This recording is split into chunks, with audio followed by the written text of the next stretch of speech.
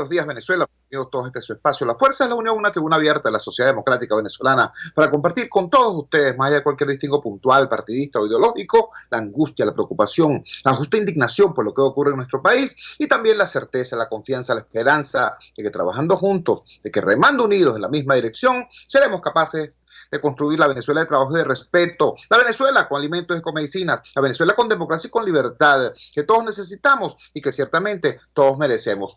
Tendríamos que decir también, caramba, la Venezuela con gasolina a un precio que no sea obsceno, no en relación a los otros precios, sino en relación a el ingreso del venezolano.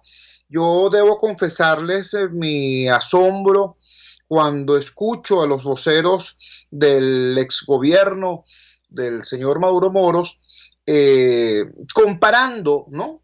Justificando el precio de la gasolina, el nuevo precio de la gasolina. Como todos saben ya a estas alturas no tiene sentido informar sobre ello porque el país ha estado muy pendiente de este asunto y sabemos que tenemos ahora un sistema híbrido, un sistema dual de precios, ideal, por cierto, para el desarrollo de toda una trama de corrupción, todo un mercado negro, porque hay un precio que establece que la gasolina va a costar 5.000 bolívares el litro.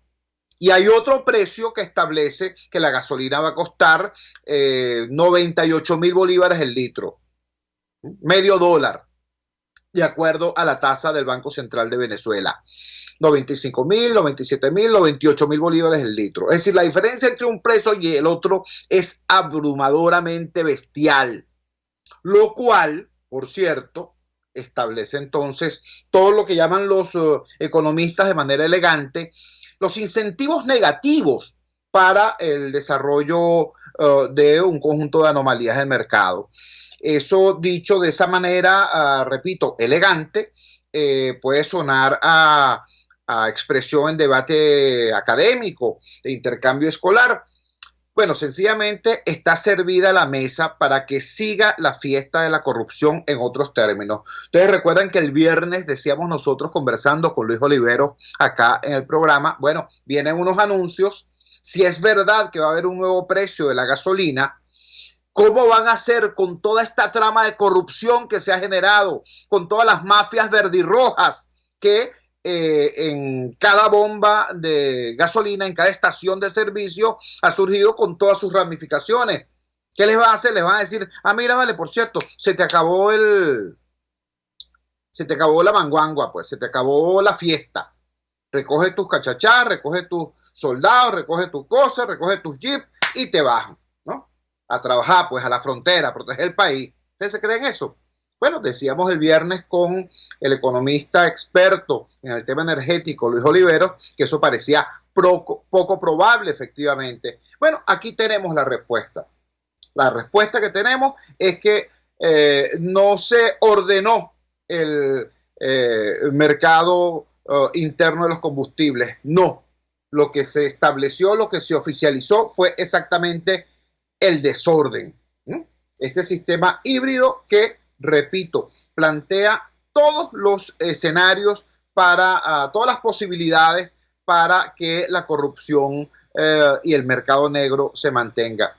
Cuando se establece, pues, el precio del litro de gasolina tan abismalmente diferente al otro precio, el precio subsidiado 5.000 bolívares el litro y el no subsidiado 95.000 bolívares el litro, 95.000, 98, casi 100.000 bolívares el litro, por supuesto, están planteadas todos los estímulos para el desarrollo del mercado negro. Porque hay otra cosa que hay que decir.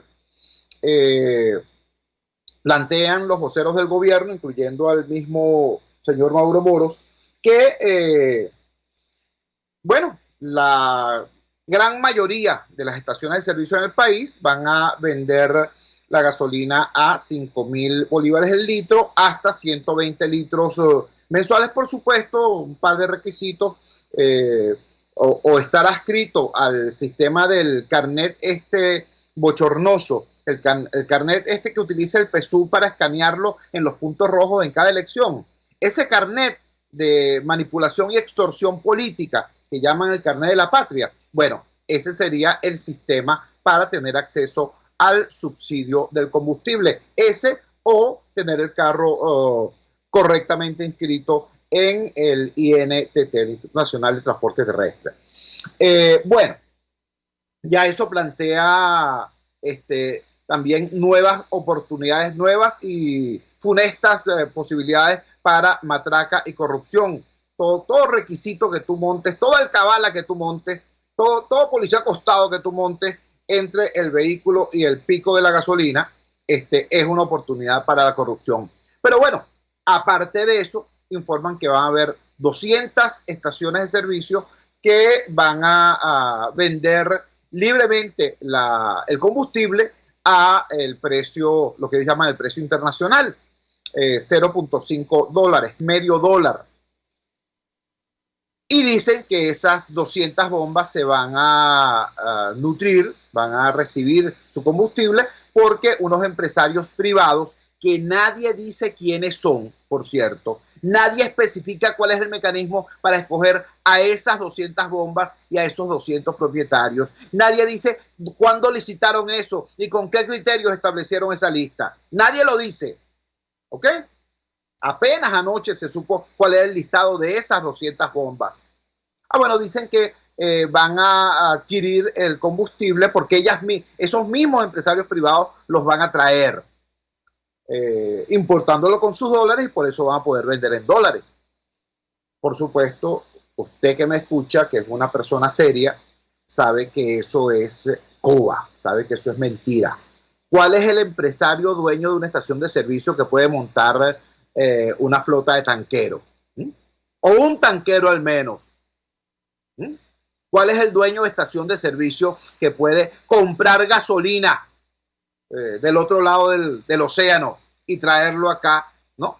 Pasando por encima, por cierto, de sanciones internacionales, etcétera, etcétera. ¿Verdad que suena a coba? Bueno, si le suena a coba, si le sabe a coba, si le parece coba, debe ser porque es coba. Debe ser porque es mentira.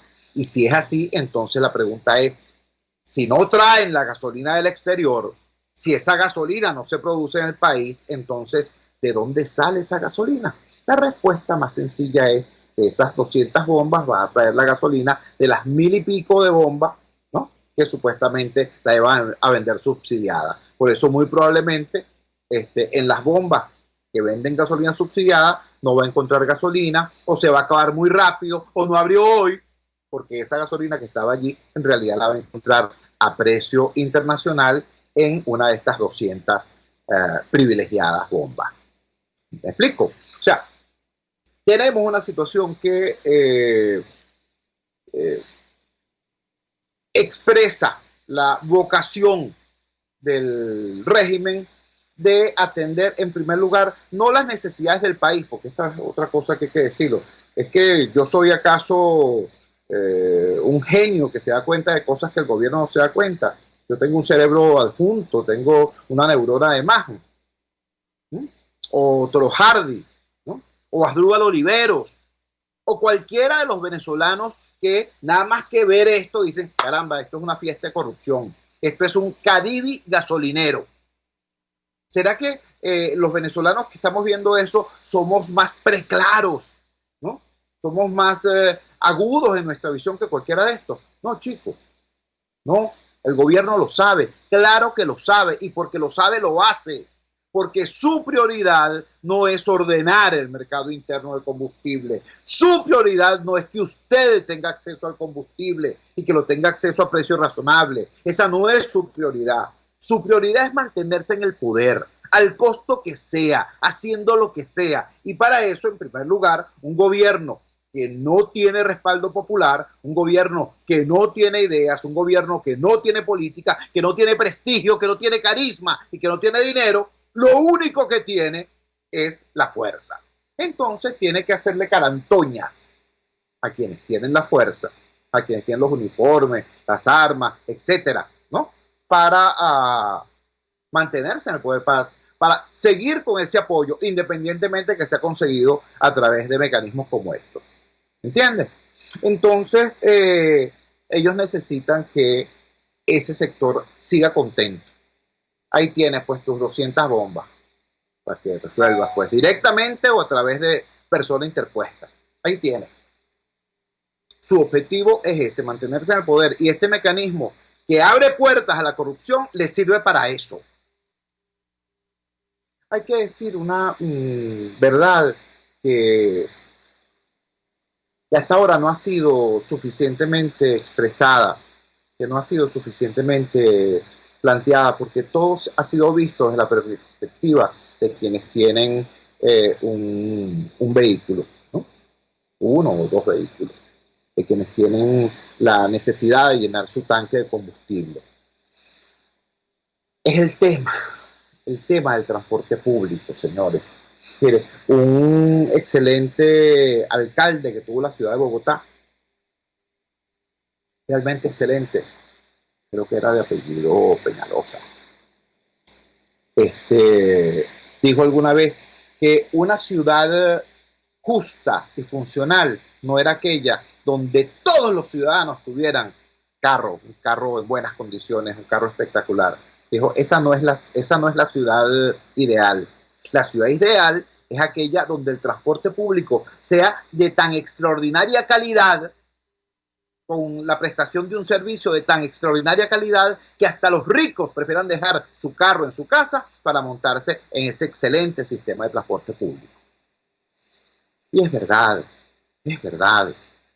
Entonces, toda esta cosa que estamos diciendo a propósito del sistema, de los nuevos precios de la gasolina, del desorden, de la corrupción, de la forma como sigue administrándose esto, no para el beneficio del país, sino para la constitución de grupos de cazadores de renta que se aprovechen del desorden y lo transformen en industria. Además de todo esto, hay que ver esa otra realidad. Caramba, estos señores no han creado ninguna alternativa de transporte público decente. La única creación del chavismo en materia de transporte público son las perreras. Las perreras era algo que existía antes únicamente en el estado Bolívar, en algunas zonas urbanas del estado Bolívar.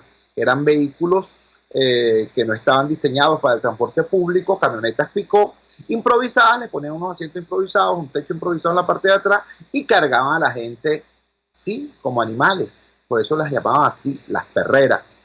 Bueno, ahora las perreras están en todo el país. Las perreras son el símbolo del transporte colectivo de la era chavo madurista.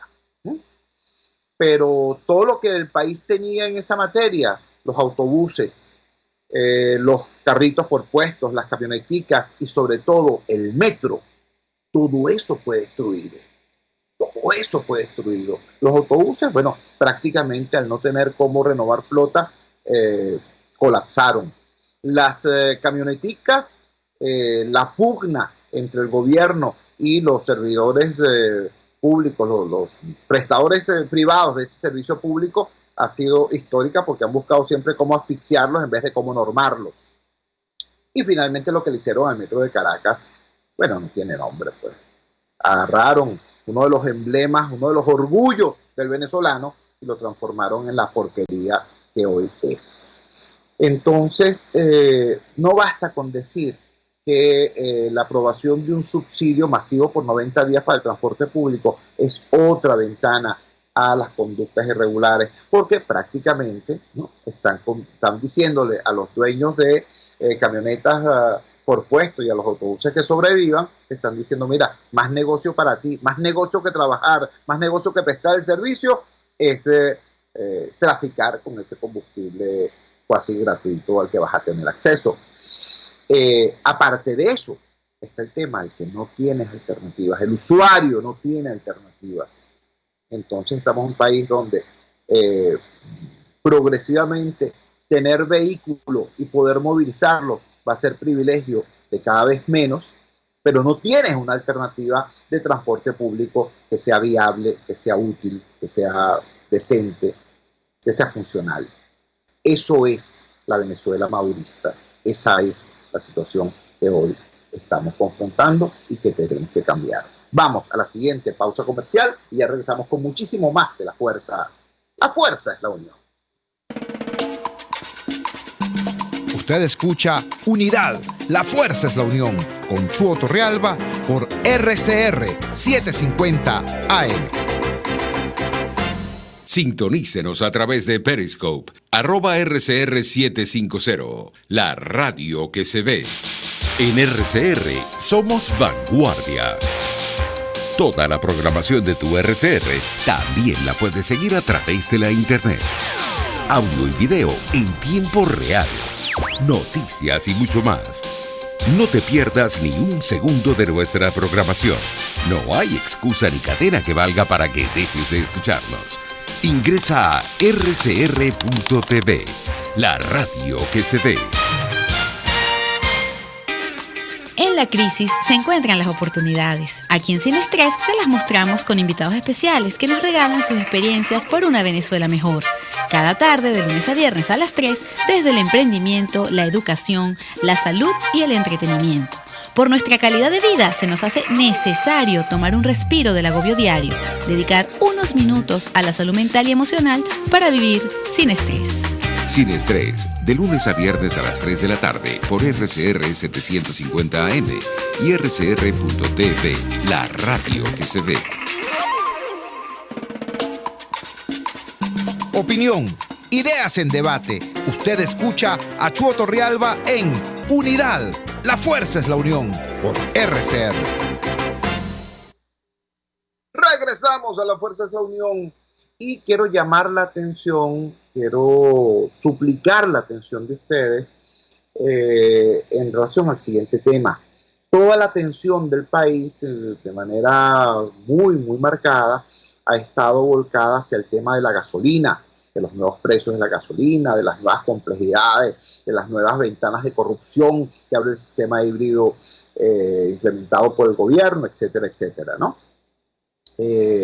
Y estamos pasando por alto algo muy importante, que es el anuncio hecho también por el régimen de Maduro Moros sobre lo que ellos llaman la flexibilización de la cuarentena, la desescalada del confinamiento. Digo que esto es muy delicado, digo que esto es muy peligroso porque, caramba, vamos a ser serios. Vamos a ser como el gobierno no es, vamos a ser serios. Tú puedes flexibilizar de manera uniforme algo que existe de manera uniforme en el país, pero la cuarentena no es uniforme. La cuarentena, tal y como se vivió en los Palos Grandes, en Cebucán o en Santa Fe, no se vivió en el Valle, en Petare y en Catia. Vamos a dejarnos de cuento. La cuarentena es un lujo que no todo el mundo puede darse. La cuarentena implica la posibilidad de quedarse encerrado en la casa 15 días, que salga solamente uno o dos miembros de la familia, eventualmente a comprar comida y regresar. Eso es un lujo que la inmensa mayoría de los venezolanos no puede darse, sobre todo los venezolanos de bajos ingresos y que están compelidos a ubicar el ingreso y el sustento familiar a través de trabajos que implican su movilización día a día. Eso es así, pues. Entonces, tú no puedes hablar de desescalar en forma uniforme algo que uniforme no es. De flexibilizar en forma uniforme algo que uniforme no es. Eso es lo primero que hay que decir, ¿no? En segundo lugar, hacer un planteamiento de flexibilización de la cuarentena justamente en momentos cuando están empezando a aparecer brotes comunitarios, justamente en momentos cuando están empezando a repuntar el número de casos que diariamente son reportados, incluso por las estíticas cifras del gobierno, ¿no? Es delicado, es muy delicado.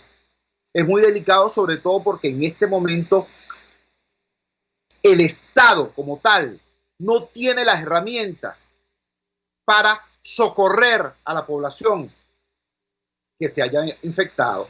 Por el contrario, lo que estamos viendo es una situación más bien de maltrato, de persecución. Aquí no se habla de casos posibles, se habla de sospechosos, como que si contaminarse fuera un...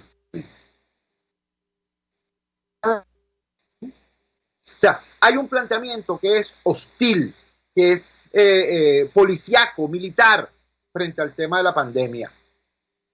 Y eso a lo que empuja no es a que la gente busque ayuda, sino por el contrario, a que oculte síntomas y realidades. Todo esto es muy delicado, extremadamente delicado.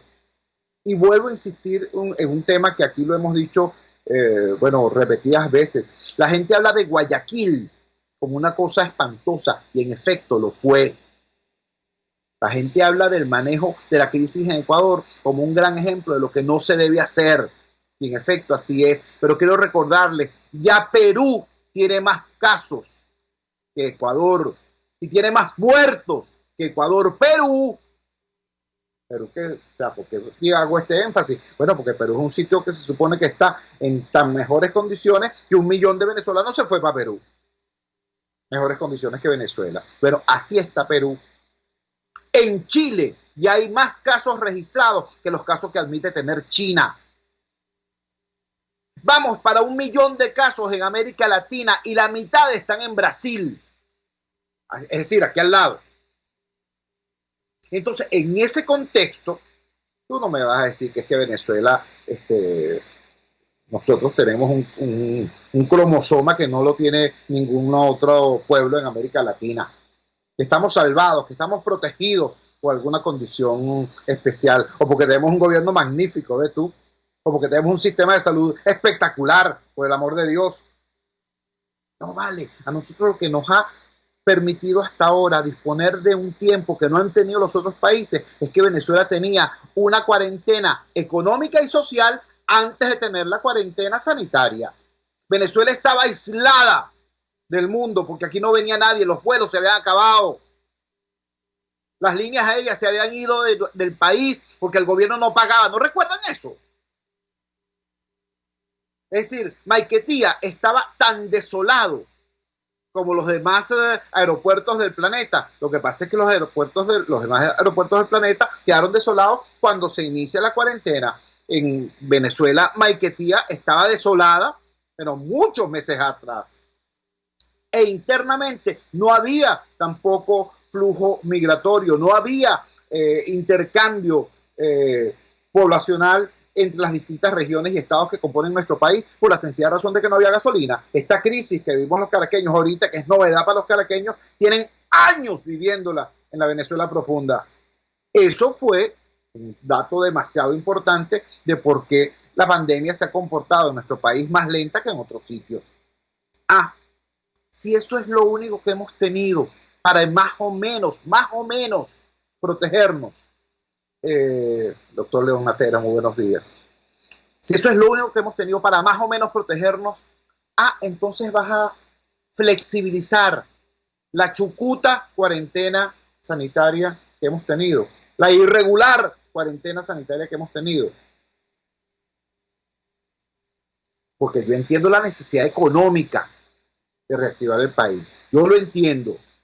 Yo trabajo en los barrios, yo trabajo en los sectores más humildes y sé que precisamente esos sectores necesitan desesperadamente que aquí se normalice el tema del trabajo, porque hay gente que vive del día a día, son ciudadanos que viven del día a día. Yo eso lo entiendo, pero tú no puedes poner a la gente a escoger entre comer y vivir. Eso no es responsable, eso no es serio. Entonces tú tienes que decir, vale, vamos a diseñar una desescalada del confinamiento, vamos a diseñar una flexibilización de la cuarentena que permita tener un alto y positivo impacto económico y un bajísimo riesgo. Eso sería lo que elementalmente alguien pensaría. Ahora, lo que se está haciendo ahorita es lo peor de ambos mundos, porque ni vas a tener un impacto económico positivo. Vamos a estar claros. O sea, esto es de comiquita, que te digan, vamos a reactivar el país. Eso sí, ni el sector comercio, ¿no? Ni el sector administración pública van a volver al trabajo. Bueno, ¿dónde trabajan la inmensa mayoría de los venezolanos que tienen un puesto, una plaza laboral en el sector formal de la economía? ¿Dónde? precisamente o en la administración pública o en el comercio, porque todo lo demás está destruido. Mira, es que da vergüenza. Parece una cosa del chigüire bipolar.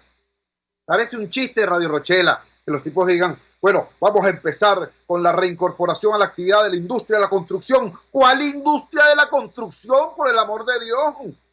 En un país normal y en la Venezuela democrática, la industria de la construcción era ciertamente la actividad que más mano de obra movilizaba, pero eso ya no es así.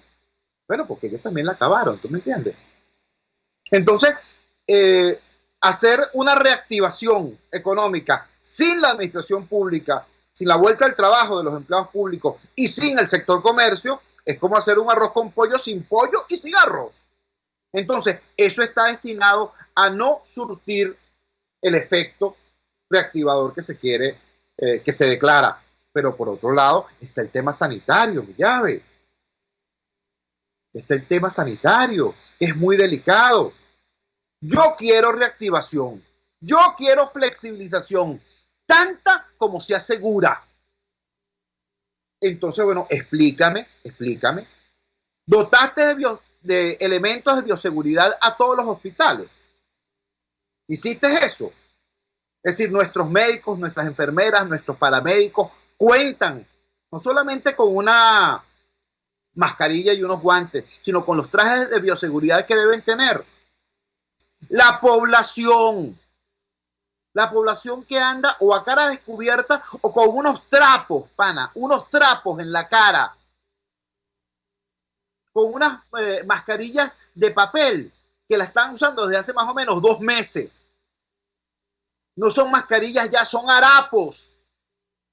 La gente las limpia, las agarra, las lava, se las vuelve a poner, y la manipulación de la mascarilla, como la manipulación de los guantes, no cubre, no corresponde, no cumple con el protocolo mínimo de manejo seguro de eso. Eso se le ha explicado a los venezolanos. Porque si tú no has instruido a la población acerca de cómo comportarse en un escenario de flexibilización, ¿no? Y si tú no has dotado al sistema de salud para reaccionar frente a lo que ha pasado en todo el planeta, es que cuando flexibilizas los controles, cuando flexibilizas la cuarentena, se producen rebrotes y muchas veces más agresivos. Chicos, acaba de pasar en Corea del Sur. En Corea del Sur tuvieron que cerrar centenares de escuelas porque flexibilizaron, llamaron a clases y eso se cundió. Corea del Sur, que se ha caracterizado por un manejo eficiente y serio de la pandemia. ¿Qué nos puede ocurrir en esta equivocación de la historia que es la Venezuela madurista? Entonces, lo decimos sin ánimo sencillamente de señalar por señalar defectos. Lo decimos preocupados, extremadamente preocupados, porque decisiones como estas que hemos tocado en el primer y segundo segmento del programa, decisiones muy importantes, nada más y nada menos, una nueva política de precios para el combustible, o esta otra de la que estamos hablando, flexibilización o no de la cuarentena, en qué términos y de qué manera. Son decisiones muy gruesas, son decisiones muy con implicaciones muy delicadas, son decisiones que tendrían que estar tomadas no por un factor del país, sino por el país. Un gobierno serio, un gobierno fuerte, un gobierno con el respaldo mayoritario de la población. Un gobierno en esas condiciones tendría de todas maneras que convocar al país, a la nación, a decirles, mire, señores empresarios, señores trabajadores, señores transportistas, señores médicos, todos los actores que tengan que ver con el asunto. ¿Cómo es que vamos a flexibilizar esto? ¿De qué manera? Díganme ustedes cuáles son los problemas que hay, cuáles son las oportunidades también que hay, cómo maximizamos las oportunidades y cómo corregimos los errores. Bueno, y así se podría hacer algo decente quizá. Sin embargo, no es ese el tema, no es ese el procedimiento. Se siguen tomando decisiones unilaterales y nos dicen, bueno, Una papaya, tranquilo. Reactivamos 5 días y después nos recogemos 10 y vemos cómo va pasando la cosa. Eudomar Santos con tapaboca nos dice, como vaya viniendo, vamos viendo. Vamos experimentando, utilizaron esa palabra. Vamos experimentando. Chicos, si quieren experimentar con alguna vida, experimenten con la vida de ustedes, no experimenten con la vida de todo un país, de todo un pueblo. Hablen, conversen, concerten. No impongan, porque además no tienen criterio con qué imponer. Tendrán la fuerza, pero no tienen criterio con qué imponer. Vamos a la siguiente pausa comercial y ya regresamos con muchísimo más de la fuerza. La fuerza es la unión. Les estamos presentando Unidad, la fuerza es la unión, solo por RCR 750 AM. Puedes seguirnos en nuestras redes sociales. En Twitter, @RCR750, la radio que se ve. Pluralidad contigo. Respeto contigo. Responsabilidad contigo. Libertad contigo. Estamos contigo y punto. De lunes a viernes a la 1 de la tarde. Contigo. Solo por RCR 750 AM. Porque lo bueno une. RCR 750 AM. Porque lo bueno une.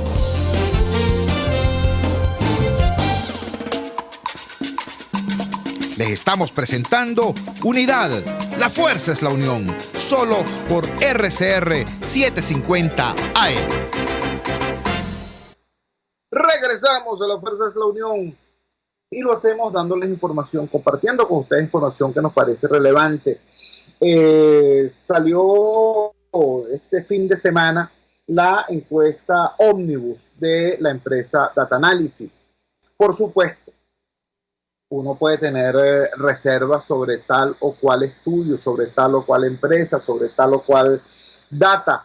Sin embargo, creo que estaremos todos de acuerdo en que es mucho más útil tener una investigación en la mano que seguir actuando diciendo, bueno, es que a mí me parece tal cosa, es que yo tengo la impresión, yo creo que la gente supone tal cosa, ¿no?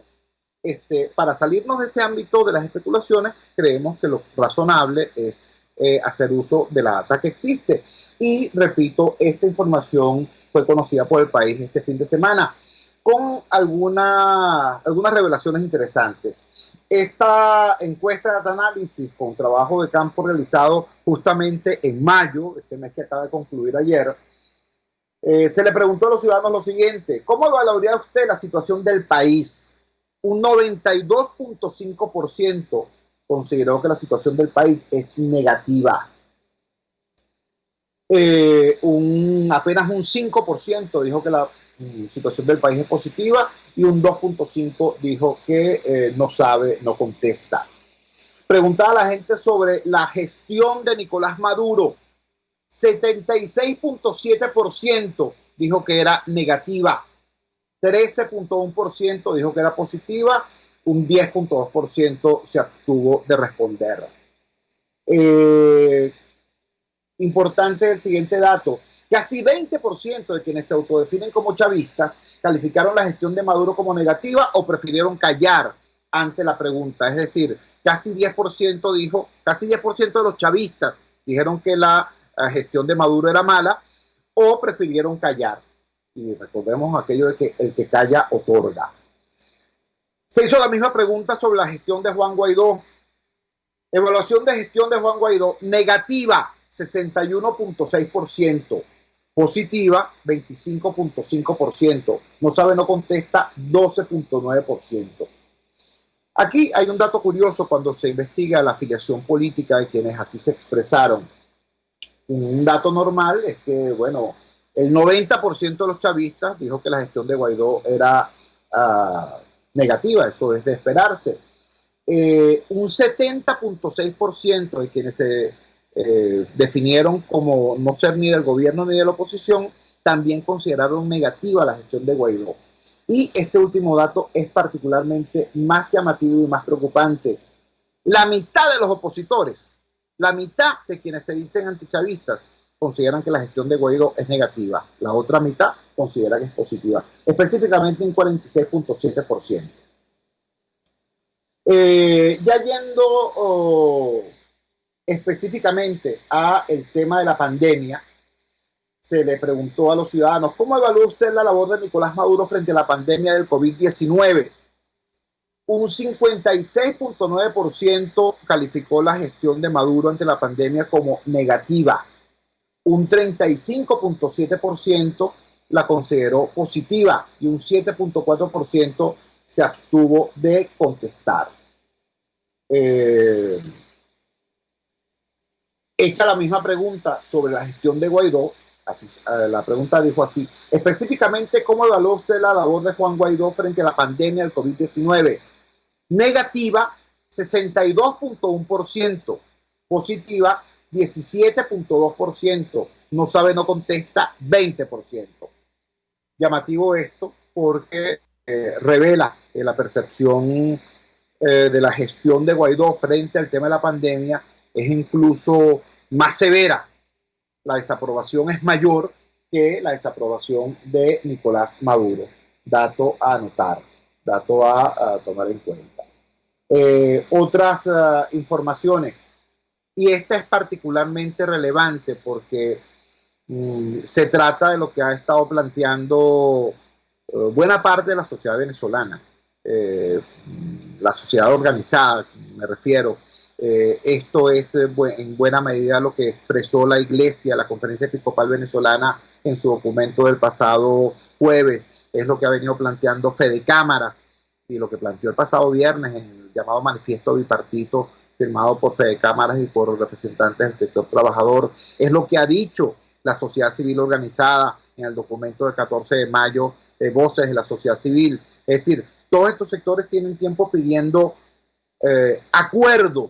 acuerdos por la vida, que gobierno y oposición se pongan de acuerdo y hagan frente común frente a la emergencia. Este planteamiento hasta ahora había tenido muy poco impacto. Primero porque no habían coincidido en el tiempo, ¿no? La Iglesia estaba por su lado, la sociedad civil por otro, Fede Cámaras por otro. Y además, como en este momento, digamos que la plaza pública para exponer este tipo de situaciones son las redes sociales, sobre todo en estos tiempos de confinamiento. Bueno, y en las redes sociales opera una realidad. Están los llamados laboratorios, los llamados bots, que cuando sale una cosa que es distinta a lo que le interesa a determinados grupos de influencia, entonces le caen a golpes. Pues salen centenares de cuentas falsas y otras que no lo son, pero que se dejan orientar por estos mecanismos, por estos dispositivos, a caerle a golpe a cualquier cosa que vaya en contra de lo que sean los extremos polarizados. Bueno, digo todo esto porque fíjense ustedes la pregunta que viene a continuación. ¿Qué tan de acuerdo estaría usted con que oposición y gobierno, aunque continúen su lucha política, establezcan acuerdos para atender en conjunto la emergencia del COVID-19? Repito la pregunta. ¿Qué tan de acuerdo estaría usted con que oposición y gobierno, aunque continúen su lucha, establezcan acuerdos para atender en conjunto la emergencia del COVID-19? De acuerdo estuvo el 61.5% de los consultados. En desacuerdo, el 22.8%, no sabe, no contesta, 15.7%. Esto es demasiado relevante, porque Venezuela tiene 20 años sufriendo de un mal atroz llamado polarización. En este país hiperpolarizado, frente a una pregunta como esta, el 61.5% de los venezolanos dijeron sí, vale, pónganse de acuerdo. Esto es muy valioso, porque sobre todo le dice a los cobardes que están en el gobierno y en la oposición, porque allá hay valientes, seguramente, sobre todo en la oposición, pero cobardes también hay. Aquellos que no dan un paso, ¿no? Sino miran primero Twitter y dicen, déjame ver qué cosas me dan like, qué cosas me dan me gusta, por qué cosas puedo, si digo qué cosas, si me aplauden o no me aplauden, ¿no?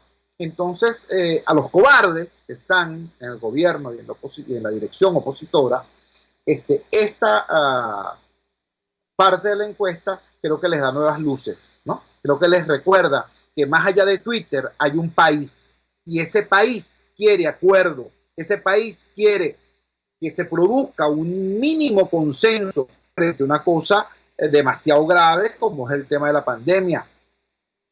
Que hay que luchar por el cambio político, sí, cómo no. Que hay que luchar por el cese de la usurpación, por supuesto, ¿no? Claro que sí. Pero para gobernar un país, primero ese país tiene que existir. Para gobernar un país hay que procurar que sus habitantes no se mueran. ¿Tú me entiendes? Eso es lo que expresa esta encuesta. Alguien me preguntó que dónde se hizo esa encuesta y a quién le preguntaron. Le recuerdo, señor, le recuerdo. Hay encuestas y hay censos. Los censos son investigaciones exhaustivas donde se le pregunta a todo el mundo. Las encuestas son investigaciones por muestreo. Se extrae una muestra, se diseña una muestra de la población y sobre esa muestra se hace la investigación. Les pongo un ejemplo. Cuando usted quiere saber si tiene anemia, ¿no? A usted, le hacen un examen de sangre, ¿verdad? No es que le sacan toda la sangre para ver cómo están sus glóbulos rojos. No, le sacan una muestra de sangre. Con esa muestra se va al laboratorio y se obtiene el resultado. Bueno, mala la comparación, eso es lo que es una encuesta. Una investigación muestral. Se extrae una muestra de la población y se hace la investigación. ¿Ok? Sigamos entonces con estos datos que nos trae la encuesta Omnibus de Data Análisis correspondiente a mayo. Interesante las otras preguntas, en realidad son 52 cuadros, yo extraje los 16 que me parecieron más relevantes. Interesantes estos, porque tienen que ver justamente con el tema de la gasolina. ¿Cuál de las siguientes razones considera usted ha ocasionado la escasez de gasolina? El gobierno ha destruido la industria petrolera, 65.9%. Las sanciones del gobierno de Estados Unidos, apenas 17.1%. Saboteo de la oposición, apenas 7.9%. Otras causas, 9.1. Esto nos revela que aquel cuento del gobierno de querer vender que lo que está pasando con la gasolina es culpa del maluco de Trump o de Juan Guaidó, eso nadie se lo compró, o poquísima gente se lo compró, su clientela habitual. De hecho, sobre este mismo tema, para ratificarlo, se hace otra pregunta. Para ustedes, ¿quién es el principal responsable de la escasez de gasolina? Nuevamente, gobierno de Maduro, 64.8%. Las sanciones, 17%. La oposición encabezada por Guaidó, 6.8%. El gobierno de Estados Unidos, 5.2%. Otro, 6.3%. Nuevamente se ratifica que el país sigue señalando como responsable fundamental de esta situación a el gobierno de Maduro. Finalmente, una pregunta que, repito, es muy relevante y tiene que ser leída con cuidado. Esto es sobre eso que llaman autodefinición política. La pregunta es, dentro de la política venezolana, ¿usted se considera como chavista? Solamente el 9.1% de la población. Opositor, el 27.3% de la población. De ninguno de los dos, el 58.3% de la población. No sabe, no contesta, 5.4%. Esto es muy importante. Esta última lámina es muy importante. En primer lugar, porque nos revela que aún en esta condición de confusión, de no liderazgo claro, de no estrategia precisa, la caída del gobierno es tan grande que la oposición triplica el puntaje que el gobierno saca. Cuando se le pregunta a la gente, ¿usted es chavista? Apenas el 9% dice que sí, ¿no?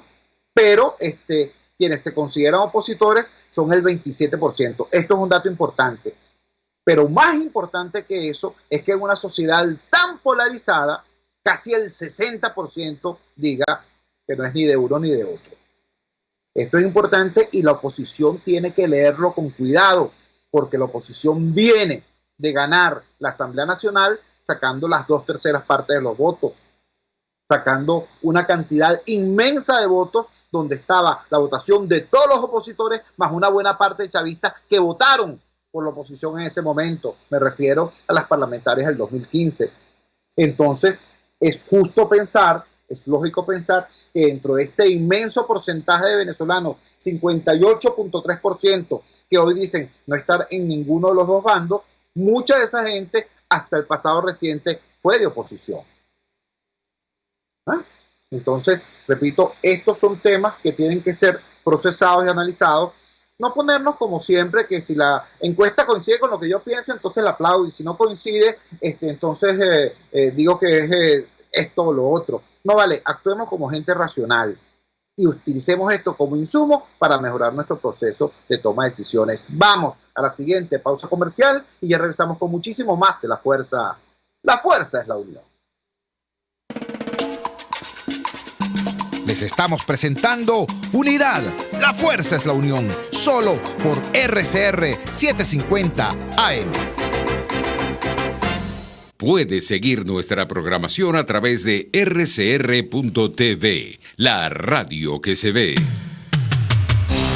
Antes de empezar el día, entérese de lo que acontece en el país junto a Pedro García Otero en Titulares de la Mañana, de lunes a viernes a las 6:30 de la mañana. Acompáñelo y empiece su día bien informado. Titulares de la Mañana con Pedro García Otero, solo por RCR 750 AM, porque lo bueno une. Amanece con la fuerza de un país que quiere cambio. Chuo Torrealba está al aire en Unidad. La fuerza es la unión. 482-9750 y @Chuo Torrealba por RCR. Regresamos a La Fuerza es la Unión. Y ahora, como ustedes me lo han planteado en diversos mensajes, que me dicen, ok, eso es lo que dice sobre el tema de la gasolina Toro Hardy, o eso es lo que dice sobre el tema de la flexibilización Julio Castro o Feliciano Reina, pero decían, ¿cuál es la opinión tuya sobre el asunto? Ayer yo colgué 10 mensajes en Twitter sobre lo que podríamos llamar nuestra posición editorial sobre esta situación. Comparto de inmediato con ustedes estos mensajes. El primero decía, subsidio de la gasolina con el carnet que en cada elección el PSUV escanea en los puntos rojos. Flexibilización de la cuarentena cuando aumentan los casos. Otro experimento con la vida de todos decidido en forma unilateral. No, Nicolás Maduro, ese no es el camino.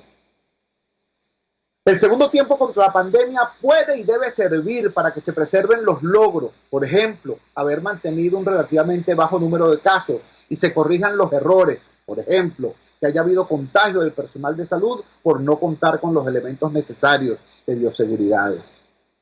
Lograr esto pasa porque se produzcan acuerdos indispensables que hagan posible articular todas las fuerzas de la nación contra la pandemia. Y no, Juan Guaidó, no podemos esperar a que cese la usurpación para que se produzcan esos acuerdos. La vida no espera y desgraciadamente la muerte tampoco. 4. Las mayorías pobres y empobrecidas están en una durísima lucha por la sobrevivencia. Los principales referentes de la sociedad organizada, iglesias, fedecámaras, trabajadores, sociedad civil, están exigiendo acuerdos por la vida. Nunca estuvieron tan solos los extremismos violentos. 5. Hacen falta acuerdos frente a la pandemia, también para solventar la emergencia humanitaria compleja y para resolver la crisis política, pues no habrá solución al conflicto si no hay elecciones, y estas no serán útiles sin un previo, amplio e inclusivo acuerdo de gobernabilidad. 6. Lamentablemente, para sectores irresponsables del gobierno y de la dirección opositora, la pandemia no es un reto que exige unidad, sino una oportunidad para acabar con el adversario. Para esos extremismos, el pueblo no es el soberano, sino público para sus discursos. Y su dolor no es apenas daño colateral. 7. La crisis del combustible, el colapso de los servicios públicos, agua, luz, gas doméstico, etcétera, y la amenaza del COVID-19 colocan a toda la clase política venezolana ante un reto. El país tiene 20 años viviendo por y para la confrontación. Hoy, mantener la confrontación solo puede llevarnos a la muerte. 8. ¿Podrán Nicolás Maduro y Juan Guaidó liderar de verdad a los sectores políticos que representan, sacarlos del rumbo de colisión en que están y ponerlos en sintonía con el mayoritario clamor por acuerdos y soluciones? ¿Son Maduro y Guaidó efectivamente líderes o son en realidad solo prisioneros de los grupos violentos que dirigen ambos bandos? 9. La pregunta también es para nosotros los ciudadanos. ¿Somos nosotros el pueblo soberano? ¿Somos nosotros la fuente de legitimidad y soberanía? ¿O solo somos repetidores de mantras y consignas? ¿Podemos presionar para que nuestros dirigentes sean la mejor versión de sí mismos o nos resignamos porque eso es lo que hay? 10. Si Maduro opta por seguir reprimiendo la protesta social, se equivoca. Si Guaidó insiste en ser un gobierno imaginario en vez de un movimiento social real, se equivoca también. Nadie pide que no luchen entre sí, sino que esa lucha se ponga en sintonía con las necesidades del país. Ese es el planteamiento que hicimos. Como ustedes ven, y para decirlo con palabras de Ricardo Puzano, el presidente de Cámara, nuestra posición no es neutral. Nosotros no somos neutrales. Nosotros estamos claramente contra el proyecto totalitario y absolutamente a favor de un cambio político urgente en este país. Esa ha sido nuestra posición siempre. El país la conoce. Nosotros no somos militantes políticos, ese no es nuestro rol. En alguna oportunidad fuimos llamados por los partidos políticos para que los auxiliáramos porque estaban a punto de partirse, estaban a punto de dividirse, la MUD estaba fracturada, se habían quedado sin secretario ejecutivo y pasaron como 3 meses sin poder designar a alguien que los dirigiera en las reuniones, y entonces todos se pusieron de acuerdo en pedirle a este humilde servidor que les hiciera el favor, pues, de ayudarlos a reorganizarse. Bueno, y humildemente pues el trabajo se hizo y obtuvimos como resultado la victoria más importante que se haya obtenido frente al totalitarismo en los últimos 20 años de lucha, que fue la victoria el 6 de diciembre del 2015. Una victoria de todos, por cierto, no de un nombre, un apellido, una cara, no, una victoria de todos. Una victoria de un equipo que logró articular a esa mayoría social que somos los venezolanos que queremos cambio y logró darle expresión política a esa mayoría social, que es lo que todavía hoy necesitamos. ¿Entiendes? Bueno, pero repito, uno no es militante político, uno cuando ha buscado votos los ha buscado para ellos que son la dirección política del país que quiere cambio, pero yo lo he dicho en reiteradas ocasiones, pues. El único puesto que a mí me interesa lo inventaron los romanos hace siglos y era el de defensor del pueblo, tribuno de la plebe lo llamaban en la República Romana. Pero sí tenemos aspiraciones políticas. ¿Cuál es nuestra aspiración política? ¿Ser diputado, ser concejal, ser gobernador, ser presidente? No. Mi aspiración política es vivir en una Venezuela del primer mundo. Mi aspiración política es vivir en un país con una economía abierta, libre, productiva, en una democracia transparente y de instituciones, en una sociedad inclusiva y responsable, solidaria. Esa es mi aspiración. Esa es mi aspiración política. Y por eso, como ciudadano, tengo que pararme frente a los señores del gobierno y decirles, lo están haciendo mal, muy mal. Ustedes son culpables de la crisis. Y tengo que pararme frente a los señores de la dirección opositora y decirles, no lo están haciendo bien. Ustedes no son culpables de la crisis, pero son los responsables de construir soluciones para salir de este desastre. Y no están siendo percibidos de esa manera. ¿Esperanza? Claro que hay. Claro que hay esperanza. Imagínense ustedes, pues. Imagínense ustedes, solo 9% de la población se considera chavista. Imagínense ustedes. Claro que hay esperanza. Ahora hay que trabajar. Hay que entender que la lucha no puede ser solo digital. Y hay que ir a esos sitios donde ustedes pasaron muchísimo tiempo viéndome por televisión. En los barrios, los sectores populares, construyendo la esperanza de abajo hacia arriba, ¿no? Y si ahora no me ven, es porque sencillamente no hay televisión, pero ahí están los barrios y ahí sigue nuestro trabajo. Trabajo de muchos, por cierto. Ahí está la iglesia, ahí está la sociedad civil, ahí están los activistas de los partidos, los activistas de base de los partidos, allí están trabajando, muchas veces abandonados por su propia dirigencia. Bueno, eso es lo que hay que hacer. Chance, claro que hay, pero hay que hacer el trabajo. Trabajamos para ustedes en la dirección general de la emisora Jaime Nestares, al frente de los controles estuvo César Arteaga, habló para ustedes su amigo, comunicador popular, activista social, ciudadano en lucha por la democracia y por la libertad, Jesús Chuo Torrealba. Ahora más que nunca, fuerza Venezuela, porque la fuerza es la unión. RCR presentó Unidad, la fuerza es la unión, con Chuo Torrealba, solo por RCR 750 AM. Serovka es una empresa que cuenta con un equipo de físicos, médicos, ingenieros, arquitectos y técnicos que brindan protección y seguridad